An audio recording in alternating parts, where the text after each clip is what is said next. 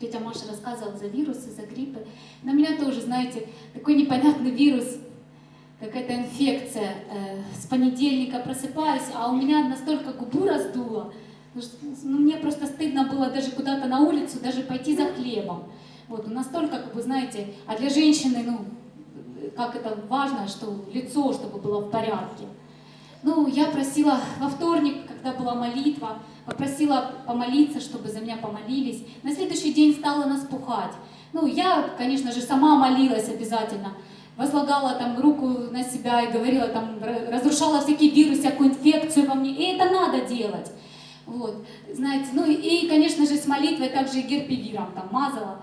Вот, и постепенно, то есть оно все проходило и проходило. Я благодарю Господа, что, знаете, ну, нам нужно там было репетировать много. Я просто, ну, не могла, говорю, мне рот тяжело открывать. Вот, а не то, чтобы там петь, и, ну, и говорить даже тяжело было. Просто у меня даже день был такой, когда, ну, как-то так хожу по дому, молюсь, а это прям молчание вообще, ну, внутреннее такое, думаю, Господи, ну, ты прости меня, я буду с тобой, ну, мыслями просто вот так, ну, общаться. Ты же на расстоянии дыхания, ты со мной рядышком, ты знаешь, ты проходишь со мной эту какую-то небольшую такую трудность. Вот. Ну, и я благодарю Бога, что Он помог все преодолеть. Господь, Он великий, всемогущий Бог. Я славлю Его за то, что Он Бог исцеляющий, Господь отвечающий. Слава Иисусу.